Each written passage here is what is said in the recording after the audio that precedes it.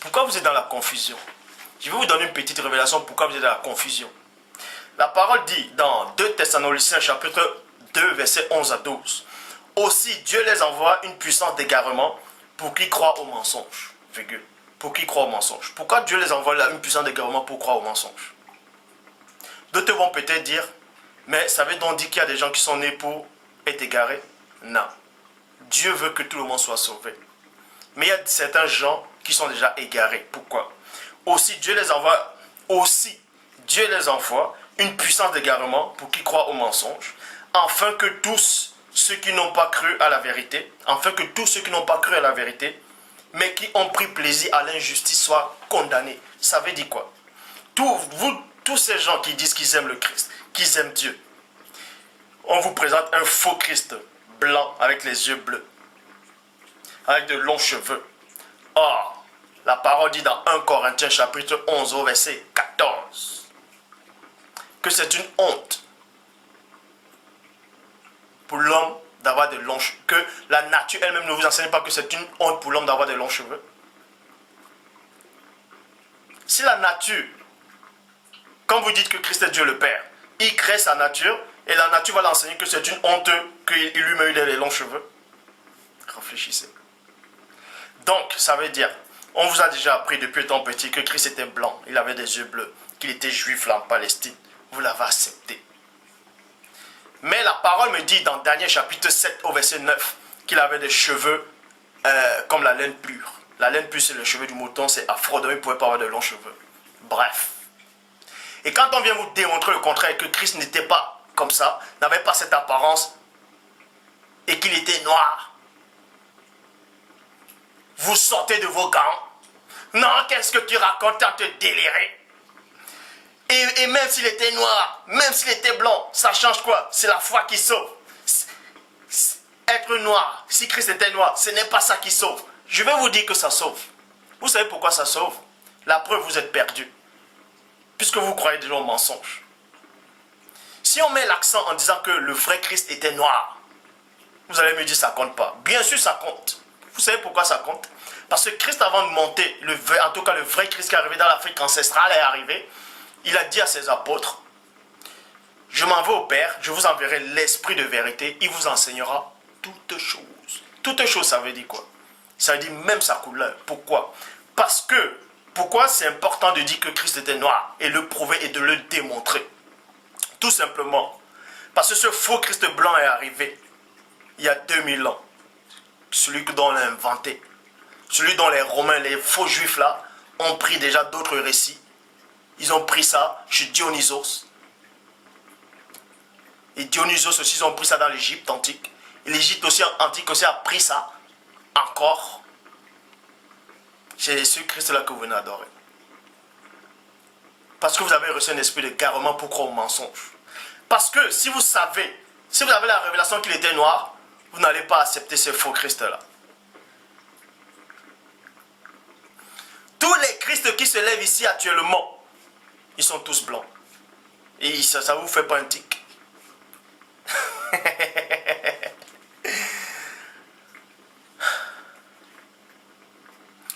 Vous allez me dire, si Christ était blanc, un noir, ça compte quoi? Est-ce que ça sauve? Mais, puisque vous ne croyez pas qu'il était noir, vous êtes perdu.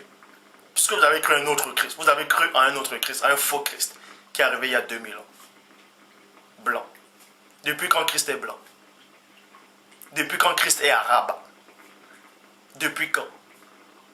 Puisque la parole me dit, dans Genèse, chapitre 10, au verset 6, que les fils de Cham furent Couche.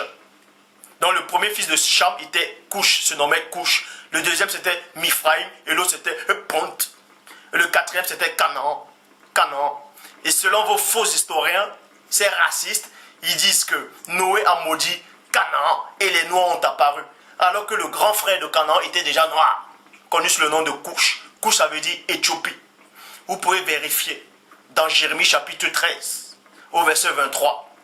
Il est dit, je vais vous donner 3 versions des Bibles. Vous pouvez aller dans 8 secondes, 1910. Jérémie chapitre 13, verset 23. un Éthiopien, c'est-à-dire un Couchite, peut-il changer la couleur de sa peau? Un léopard, c'est tache. Maintenant, vous allez sur Internet, vous tapez sur le moteur de recherche, vous tapez la Bible, traduction écuménique de la Bible d'Aube.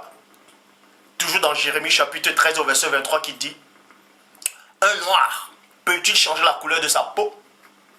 En parlant toujours de couche. Et Bible du rabbinat, et la Bible de rabbinat, Zakant Khan dit: un nègre peut-il changer la couleur de sa peau, dans Jérémie 13, 23.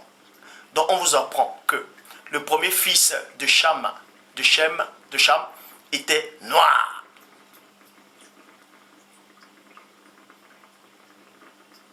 Donc, l'Égypte aussi, Méphraïm aussi était noir, Pente était noir, et Canaan aussi était noir.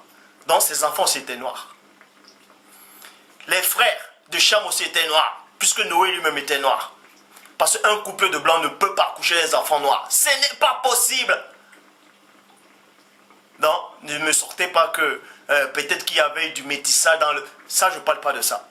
Moi, je dis un couple blanc authentique, qui n'a pas connu peut-être les noirs dans les ancêtres, tout ça là.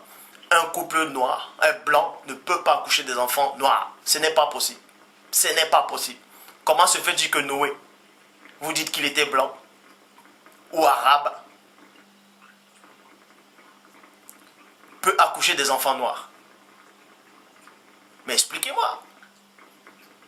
Et on vous dit dans Matthieu chapitre 1 au verset 3, que Christ est sorti de la lignée de Canaan, soi-disant ce Canaan qui a été maudit et les noirs apparus. Christ est sorti de cette lignée-là. Et pourquoi vous le dessinez avec les yeux bleus, un blanc aux yeux bleus? Vous voyez? Parce que vous voulez modifier tout. Quand on dit qu'il est noir, ça vous dérange. Ça vous dérange parce que vous ne croyez pas à la vérité, vous n'avez pas l'amour de la vérité. Parce que le Saint-Esprit donne les révélations, il vous révèle toutes choses. C'est une vérité. La vérité, c'est que si Christ est noir, on dit qu'il est noir, et ça vous dérange, ça veut dire que vous n'avez pas cru à cette vérité-là. Si vous n'avez pas cru à cette vérité-là, vous n'êtes pas de Dieu. C'est aussi simple que ça. Cette vidéo-ci va vous choquer. Je souhaite que ça soit ainsi. Parce que c'est le Père qui lui-même qui a permis que je fasse cette vidéo aujourd'hui. C'est pour vous démontrer que le Christ que vous adorez là, le Christ dont vous chantez là, tout ce Christ que vous avez là, c'est le Christ qui est arrivé il y a 2000 ans et c'est un faux Christ. Je le dis encore. Donc tous ceux-là qui font des vidéos sur Internet là, en disant Jésus, Jésus, est arrivé il y a 2000 ans. Le vrai Christ, je vous le dis, de l'Afrique ancestrale, va s'occuper de vous à la fin des temps. Le vrai Christ qui a souffert va s'occuper de vous. Je le répète encore, Matthieu 24, 24. Il se lèvera, c'est dans le futur. Or, les autres Christ sont arrivés dans le passé. Parce que Christ allait dire, ils se sont élevés dans le passé, il se lèvera encore dans le futur. Donc, quand il disait, il se lèvera, il était dans un point, et il était le seul Christ qui était venu sur terre. Et il dit maintenant, après lui, il y aura d'autres Christ. Et non avant lui. Et si l'histoire d'Osiris a été écrite 5000 ans avant le Christ de 2000 ans, si l'histoire d'Osiris a été écrite il y a 5000 ans, 5000 ans,